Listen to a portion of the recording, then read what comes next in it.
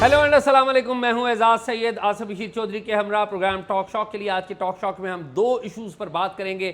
सबसे पहले हम बात करेंगे भारत के इंतखाबी नताइज के ऊपर, भारत में क्या होने जा रहा है उसके ऊपर बात होगी, क्योंकि उसके बराह रास्त असरात पाकिस्तान पर और इस खित्ते पर मुरतब होंगे।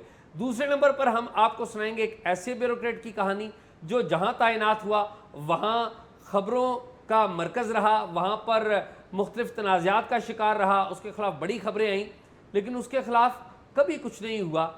इसकी क्या दिलचस्प कहानी है वो भी हम आपको बताएंगे। तो आइए आसिफ बशीर से बातचीत का आगाज़ करते हैं। आसिफ, आप ठीक है, खैरियत से? एजाज़, मैं खैरियत से हूँ। Welcome back. आप आए, काफ़ी ज़हनी तनाव में भी रहे, अंकल बीमार रहे। मैंने अपने नाज़रीन को बता दिया था कि अंकल को स्टंट डले हैं। तो अब एक तो अंकल की खैरियत बताएं और फिर अपने बताएं कि आप किस तरह की ज़हनी सूरत हाल का शिकार हैं। नहीं आसिफ, बहुत शुक्रिया आपका। वो असल में मैंने तो यह किसी को बात बताई नहीं थी, क्योंकि आपने वो बात बताई तो वो फिर बात निकल गई। तो फादर अभी घर पे शिफ्ट हो गए हैं हॉस्पिटल से, अल्हम्दुलिल्लाह। तो माशाल्लाह ही इज़ 88। तो 88 ईयर्स में वो चलते फिरते हैं और अल्लाह उनको माशाल्लाह खैरियत से अच्छी रखे। सेहत अंकल जी, की सेहत रही है बिल्कुल शुरू ठीक है से। और सडनली ये हार्ट का इशू हुआ। तो अल्लाह का करम है, ही इज़ डूइंग वेल। वालदैन जो है ना वो बड़े कीमती एहसासा होते हैं, बहुत अच्छा। ठीक है। और फिर ऐसे वालदैन कि मेरे फादर ने शादी नहीं की। आपको पता है कि व्हेन आई वाज 16 और हम छोटे थे तो मेरी वालदा की डेथ हो गई, वालिद साहब ने उन्होंने शादी नहीं की जी। और थ्रू आउट हमें टाइम दिया, तो वो फिर एक डबल वो हो जाता है। वो आपकी तो माँ भी जी बने और जी जी हालांकि यंग थे बहुत उस वक्त, और वो जी जी जी और अंकल की सेहत माशाल्लाह अभी भी, मैं बताऊं कि अभी भी हमें शादी कर रश्क सकते आता है, हैं। बिल्कुल रश्क आता है। और बहुत फिट आदमी है अंकल। हमारे नाज़रीन को ये भी बताना ज़रूरी है, आपके एंटी इस्टेब्लिशमेंट ख्यालात सुनते रहते हैं लेकिन अंकल फ़ौज में रहे वो तो फौज अल्लाह में रहे ताला और वो पीटीआई के बड़े हामी हैं। हामी और मैं है। पीटीआई का बिल्कुल हामी उस तरह से नहीं हूँ जिस तरह वो है। तो खैर अल्लाह ताला अंकल को सेहत दे, और बड़े ही अच्छे, बड़े डिसेंट और बड़े ही जो हैं दुआएं देने वाले शफीक इंसान है। अल्लाह ताला उनका साया बड़ी हमारे मेहरबानी। सरों पे मौजूद रखे तो और अल्लाह ताला उन्हें सेहत दे। बड़ी मेहरबानी। तो एजाज़, आप भी काफ़ी अंकल को लुक आफ्टर कर रहे थे, मैं देख रहा था रात दिन अंकल के पास जी थे जी और जी आप जी किसी और को आने नहीं नहीं दे वो रहे थे। बस आपका शुक्रिया, बहुत सारे दोस्तों का शुक्रिया। मेरे एक कज़न है, वो वकालत करते हैं आजकल ऑडिटिंग एक फर्म में। उन्होंने बड़ा टाइम ली, क्योंकि मैं तो शहर में नहीं था, तो उन्होंने टाइमली फादर को हॉस्पिटल पहुँचाया, फिर मैं भी पहुँचाया बाद में। तो एवरीवन, बल्कि बहुत सारे लोगों के मैसेजेस आए, कॉल्स आई, कुछ को जवाब दे सका नहीं दे सका, लेकिन सबका बहुत शुक्रिया। तो मेरे ख्याल में आगे तो एजाज़, ये बताएं कि इंडिया में इलेक्शन तो हो गया है और मोदी साहब भी मेरा ख्याल है आ रहे हैं, तो पॉलिसियों का तसलसल होगा और क्या इम्पैक्ट पड़ेगा पाकिस्तान पे और ख़ित्ते के ऊपर? अच्छा आसिफ, इंडिया के इलेक्शंस बड़े दिलचस्प इलेक्शन हुए। मेरी बड़ी ख्वाहिश थी, जिसे कहने ख्वाब था, कि मैं इंडिया के इलेक्शन कवर करूं एज ए जर्नलिस्ट। आपको पता है इस रीजन का सबसे बड़ा इलेक्शन है, इस रीजन का क्या पूरी दुनिया के सबसे बड़े बड़ी इलेक्शन डेमोक्रेसी है। ठीक है। तो खैर वो तो ज़ाहिर नहीं हुआ, हमने उनको, उनके जर्नलिस्ट को नहीं आने दिया, उन्होंने ज़ाहिर हमें नहीं आने दिया। खैर वेरी सैड। अब सूरत हाल जो है वो बड़ी दिलचस्प है आसिफ।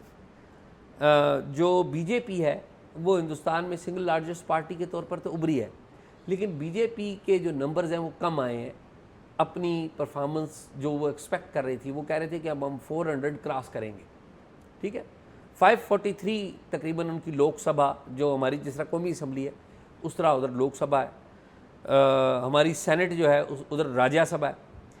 तो वहाँ पे जो उनके हैं 543 में 272 उनकी एक सिंपल मेजॉरिटी है। Simple majority. जो मोदी साहब हैं, बीजेपी को लीड करते हैं, ये अभी तक के जो रिज़ल्ट हैं 240 के करीब जो रिज़ल्ट है वो इनके फेवर में आए हैं। यानी कि इनकी पार्टी बीजेपी है, सिंगल लार्जेस्ट पार्टी तो बन गई। कुछ इनकी इत्तेहादी जमातें हैं, उन्होंने भी लिया, लेकिन जो अपोजिशन है उसने भी बड़ा गेन किया। जो सबसे बड़ा अपसेट हुआ है वो हुआ है यूपी में, उत्तर प्रदेश। यूपी का हमारे यहाँ, चूँकि हम पाकिस्तान में हिंदुस्तान के हवाले से ज़्यादा हम जानते हैं महाराष्ट्र को, मुंबई को जानते हैं, वहाँ पे फिल्म एक वो है, क्योंकि यहाँ पर लोग हिंदुस्तान की फिल्म बड़ी देखते हैं।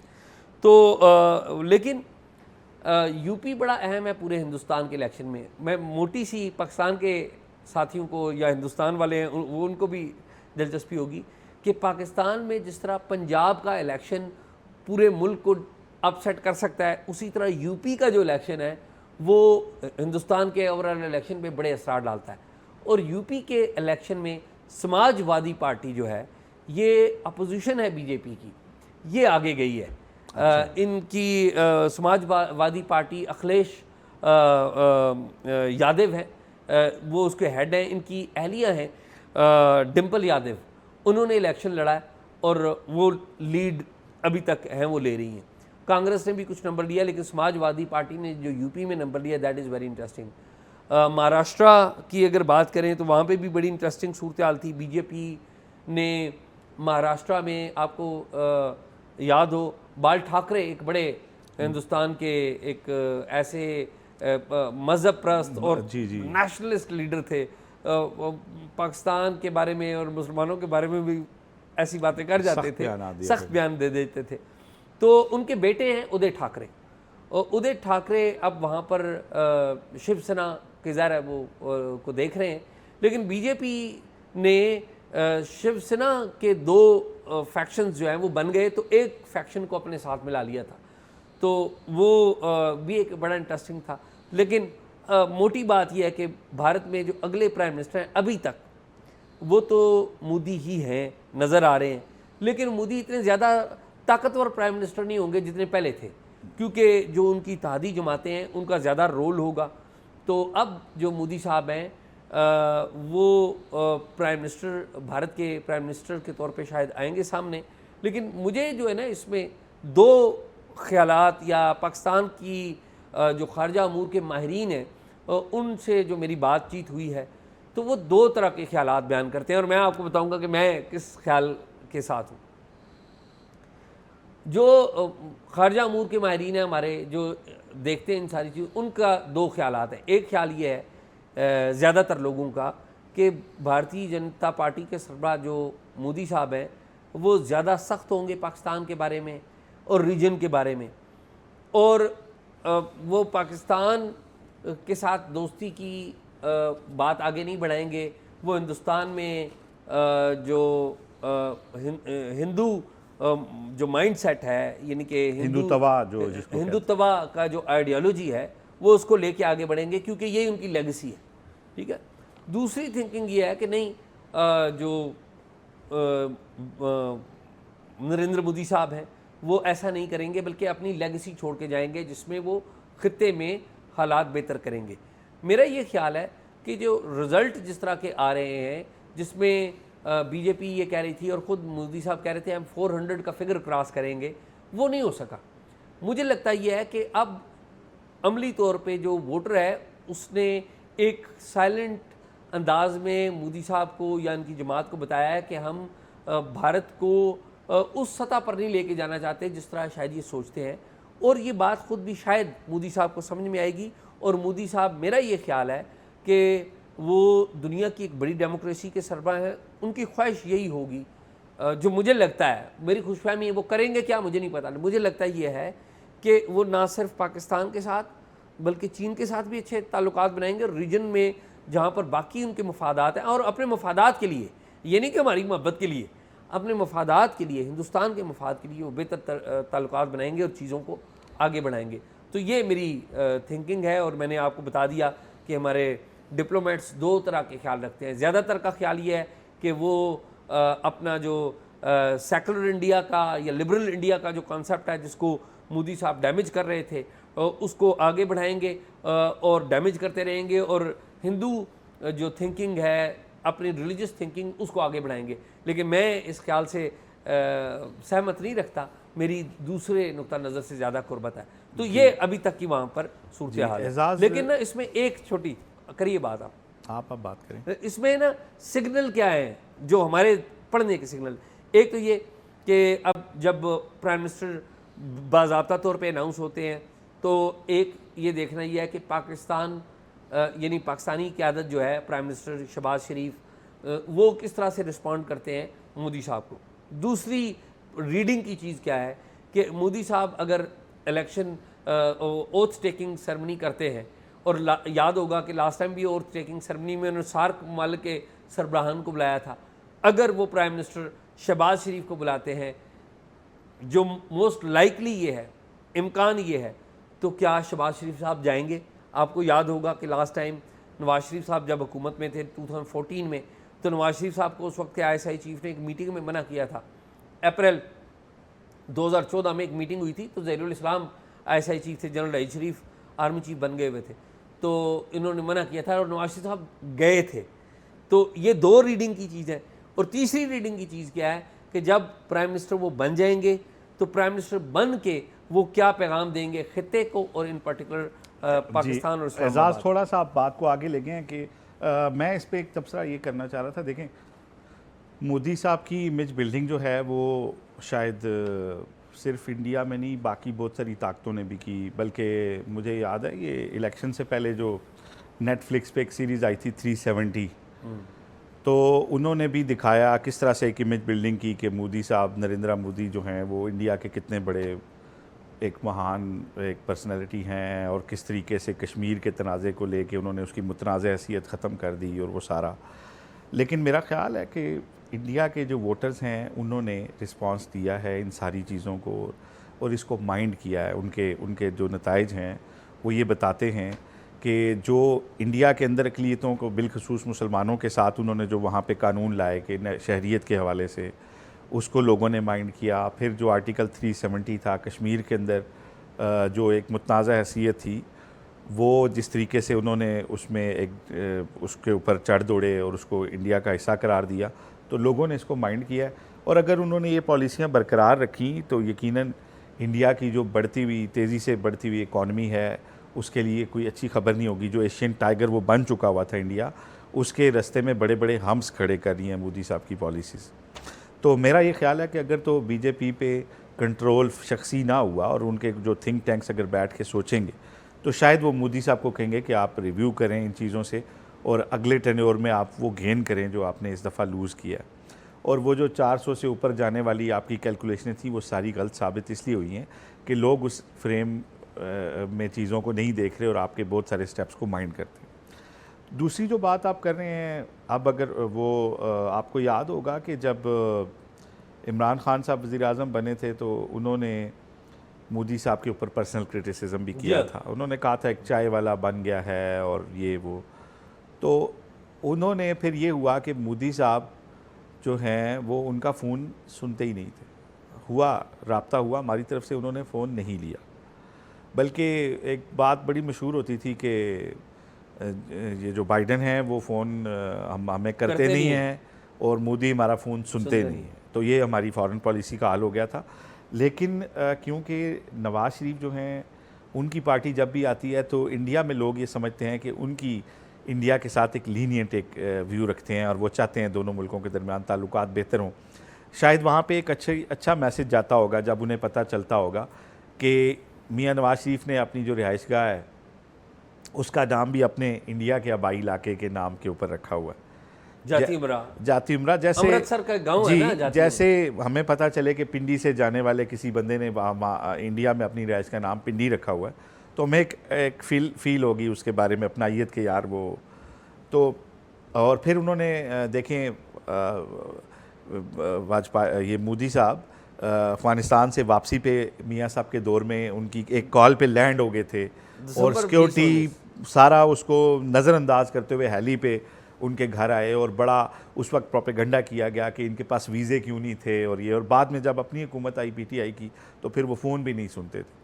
ठीक है ना। तो खैर ये बात लंबी हो जाएगी, लेकिन एजाज, लेकिन मैं इसमें आपने बड़ी ना लेकिन बात कर दी है जी, मैं ये समझता हूँ एजाज, एक अगर उन्होंने दावत दी तो मेरा ख्याल है वज़ीर आज़म पाकिस्तान ज़रूर जाएंगे कि ख़ित्ते को फ़ायदा होगा अगर दोनों मुल्क आपस में कुछ चीज़ों के ऊपर सेटलमेंट करते हैं, कश्मीर को ज़हन में रखते हुए। ऐसा नहीं है कि कश्मीर को नज़रअंदाज करके, तो बहुत सारे एवेन्यूज़ खुलेंगे। आसिफ, मैं क्विकली, क्योंकि आपने बात इतनी खूबसूरत पैराए में की है ना, तो मैं कहता हूँ कि एक कॉन्टेक्स्ट बताना हमें बहुत ज़रूरी है।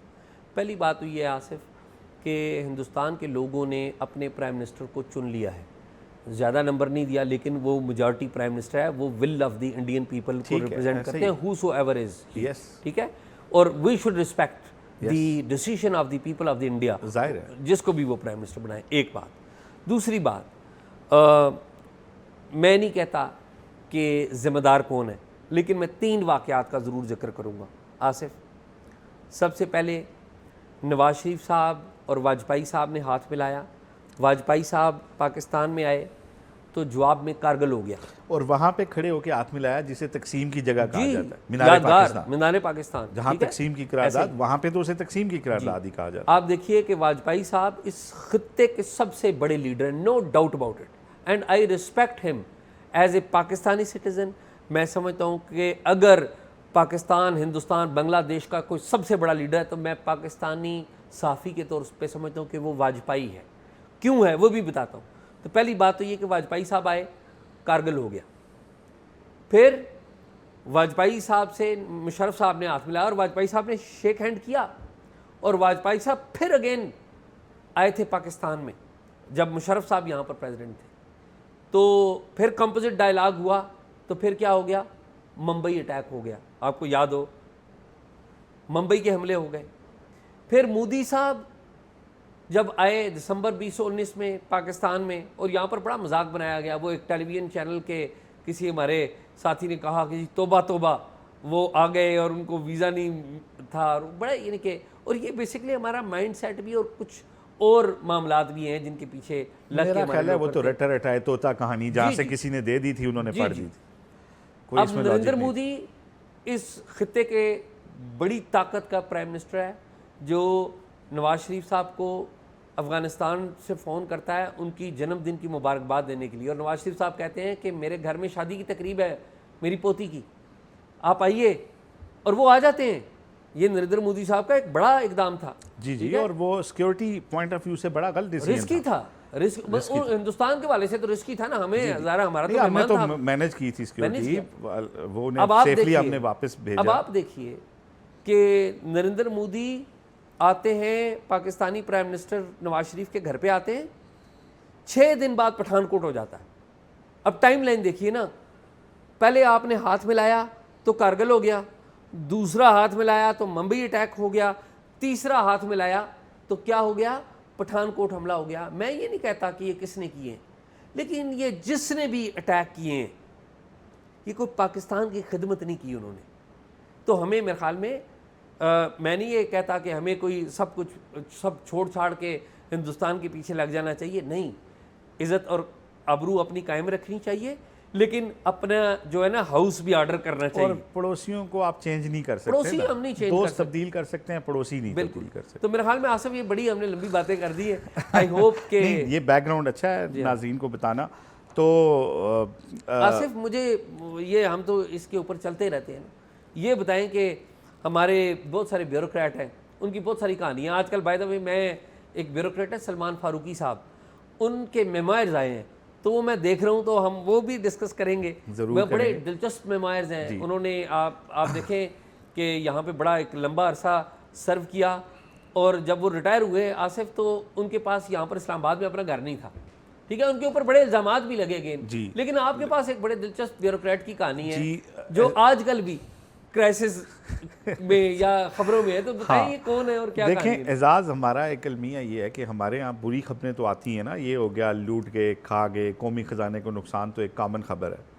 हमारे बहुत सारे ब्यूरोक्रेट उसी दयानतदारी से काम करते हैं, जिस तरह बॉर्डर पे खड़ा हुआ हमारा कोई सिपाही पाकिस्तान की हिफाजत के लिए रात को जाग रहा होता है, दिन को जाग रहा होता है, जिस तरह पुलिस का हमारा कोई जवान दहशतगर्दों से लड़ाई लड़ रहा होता है, उसमें जाने भी देता है, जिस तरह हमारे तमाम ये हमारा एक कूड़ा उठाने वाला एक बंदा जो वो सर्विस कर रहा है, जो बहुत सारे पाकिस्तानी नहीं करते, और हर शोबे का बंदा अपने हिस्से के फ़राइज़ अंजाम देता है।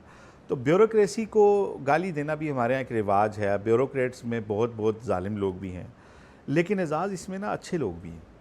और ज़्यादा अफसोस उस वक्त होता है जब कुछ ब्यूरोक्रेट्स को मुसलसल ख़बरों में तनकीद का निशाना बनाया जाए और वो अपनी सफाई देने की पोजीशन में भी ना हो।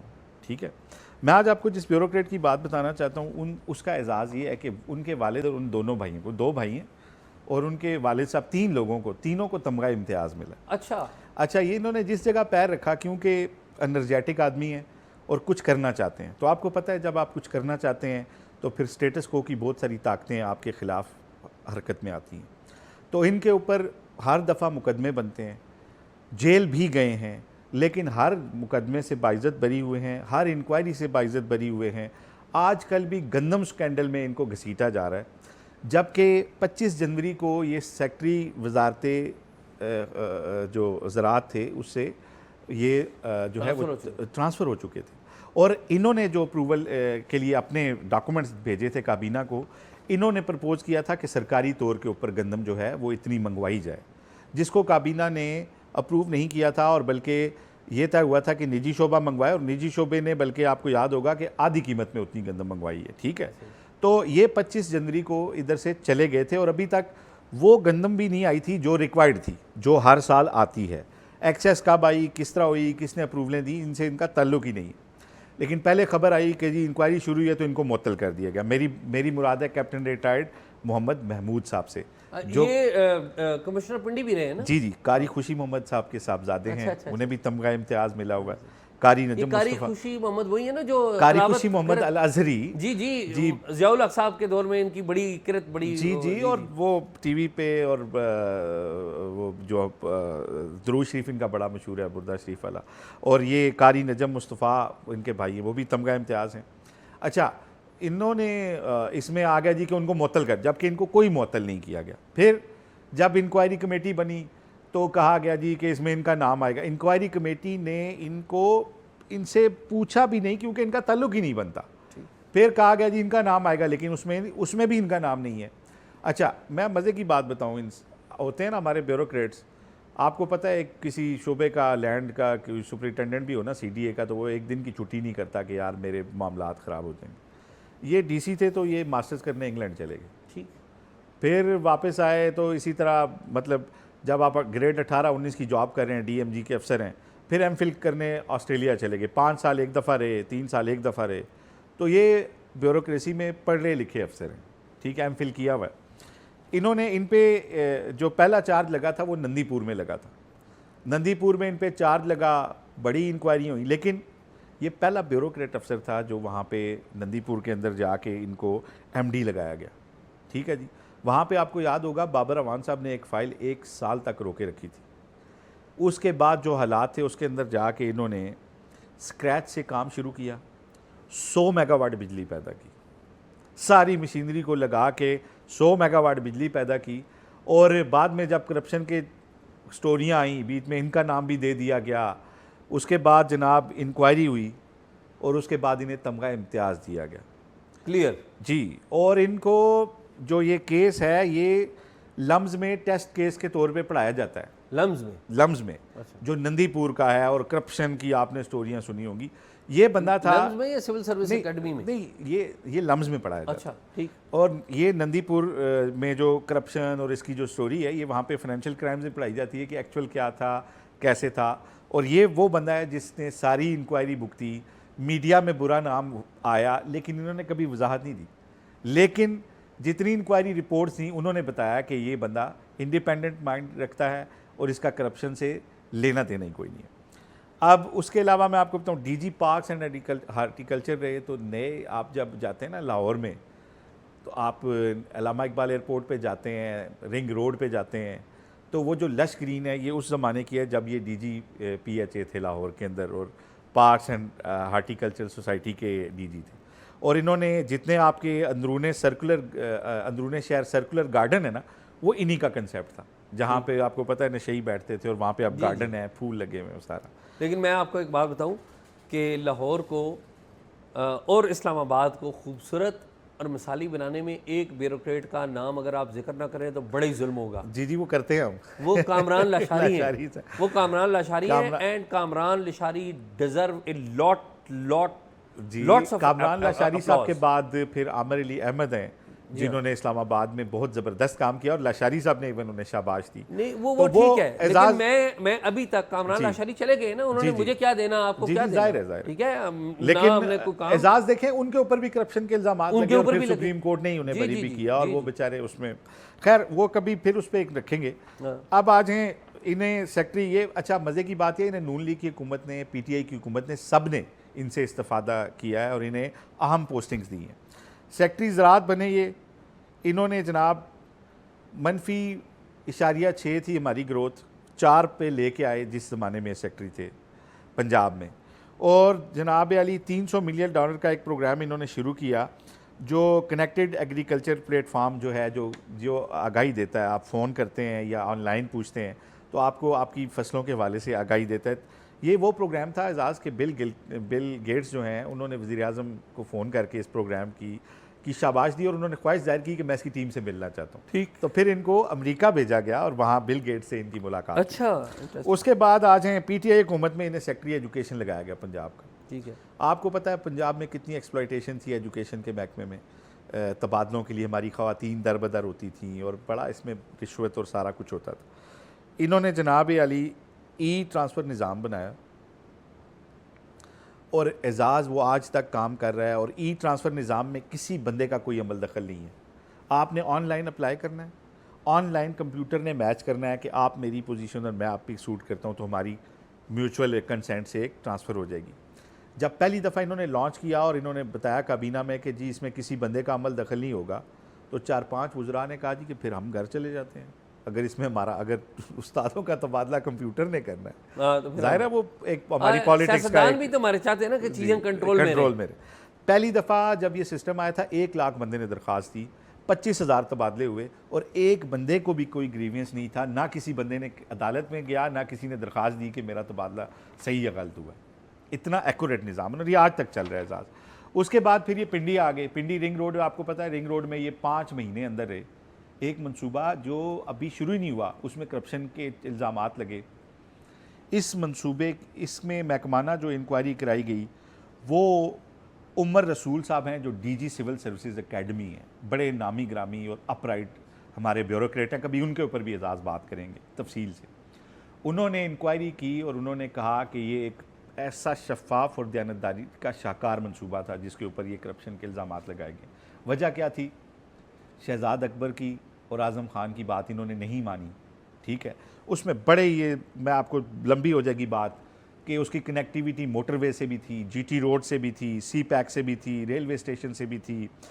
लेकिन 5 महीने जेल काटी इन्होंने। अदालत ने बाइज्जत बरी किया और जो इंक्वायरी महकमाना हुई उसमें भी बाइज्जत बरी किया। और ये जो इंक्वायरी है ना, ये सिविल सर्विस एकेडमी में ब्यूरोक्रेट्स को ये पढ़ाई जाती है। टेस्ट एक आप उनको एक अच्छा, ये सिविल सर्विस एकेडमी पढ़ाई जाती है। लेकिन रिंग रोड के ऊपर उन्होंने कहा कि जी कैप्टन महमूद जो है ना जी ये पैसे खा गए। और हकीकत ये है कि अपराइट तरीन आपका जो ब्यूरोक्रेट है वो उसमें लिखता है कि ये शफाफ तरीन मनसूबा था। और उसका नुकसान किसको हुआ? पीपल ऑफ पाकिस्तान को, रियासत पाकिस्तान को। 60 अरब का मंसूबा था, सिर्फ 20 अरब हुकूमत ने देने थे। इसमें सनती जोन थे, एजुकेशनल जोन थे, एक पूरा एविएशन का एक उन्होंने बनाया था। मतलब अब इसकी तफसील में क्या जाऊँ मैं। अब वो मंसूबा 100 अरब में बन रहा है और सारे पैसे सरकार देगी। और एजाज़ इसमें अगली खबर ये है कि फ़िलहाल 1.5-2 माह से वहाँ काम भी रुक गया हुआ है और ये मंसूबे की कास्ट भी बढ़ जाएगी और जो सितंबर में पूरा होना था शायद वो भी ना हो सके। ठीक, लेकिन इन्होंने सारा कुछ अब सहा, लेकिन काम नहीं रोका। जब हटा के आए, वापस आए, जो कुछ भी हुआ, इनको भेज दिया गया पेट्रोलियम में। ठीक, इमरान खान साहब का ही दौर था पेट्रोलियम में, सेक्रेटरी पेट्रोलियम के इनके दौर में पहली दफ़ा रशिया से आपका जो बात होती थी सिर्फ ऑयल की, पहली दफ़ा तेल पाकिस्तान आया, उस ज़माने में सेक्रेटरी थे। और अगर ये रह जाते तो Iran Pakistan India gas pipeline के ऊपर बड़ी सरगर्मी ये दिखा रहे थे। लेकिन बवजूद आपको पता है ना वजूहत, तो इनको वहाँ से भी हटा दिया गया। तो उसके बाद ही आगे खुराक ज़राअत में फिर जो गंदम स्कैंडल में जिस तरीके से इनको अभी तक घसीटा जा रहा है वो आपके सामने। अभी IT में नहीं है, अभी उसके बाद IT मिनिस्ट्री गए थे। हाँ जी, तो वहाँ पे भी बड़ी दयानतदारी से काम कर रहे हैं और बड़ा। तो एजाज़ ये बात बताने का मकसद सिर्फ ये है कि जिन लोगों के नाम मीडिया पे उछाले जाते हैं, बिला वजह उछाले जाते हैं किसी एक इंक्वायरी में, इनको बहुत सारे दोस्तों ने कहा कि आप उन लोगों के खिलाफ जो हैं वो इंक्वायरी वो करें, आप अपना उनको कोर्ट्स में लेके जाएं। मैं अर्ज़ करूँ, 2 जो शोबे हैं ना हमारे, जो चीज़ें रिपोर्ट, एक रियासत को शोबा रिपोर्ट कर रहा है और एक लोगों को और रियासत दोनों को रिपोर्ट कर रहा है। एक है हमारी इंटेलिजेंस और एक है हमारा मीडिया। मीडिया के ऊपर बड़ी बात होती है, इंटेलिजेंस के ऊपर बात नहीं होती। इन दोनों शोबों के ऊपर वो जो करप्शन की रिपोर्टिंग होती है ना, उसके हवाले से बड़ी रिफॉर्म की ज़रूरत है। एक अफसर दूसरे अफसर के खिलाफ है, वो आके आपको छोटी सी एक पर्ची पकड़ा देता है, आप पूरा कॉन्टेक्स्ट नहीं देते, उसके खिलाफ पूरी रिपोर्ट लिख देते हैं, इंटेलिजेंस वाले लिख देते हैं, जो जर्नलिस्ट हैं वो रिपोर्ट कर देते हैं, लोग वैसे कर देते हैं, उसके खिलाफ कार्रवाइयाँ हो जाती हैं। ये होता है अनफॉर्चुनेटली। तो ये बड़ी रिफॉर्म की ज़रूरत है। आपने इनका जो बैकग्राउंड किया बड़ा अच्छा किया, और आसिफ मैं ये समझता हूँ कि हमें ऐसे किरदारों की भी ज़रूरत है। और एट द सेम टाइम ये भी एक बहुत बड़ी हकीकत है कि हमारी ब्यूरोक्रेसी में भी ऐसे लोग मौजूद हैं जो कि कोई नेकनामी के इश्तिहारे नहीं है, वो बदनामी और करप्शन और अकरबा परवरी की चलती फिरती दास्तानें हैं, बदजुबानी की चलती फिरती दास्तानें हम डिस्कस करते रहते हैं।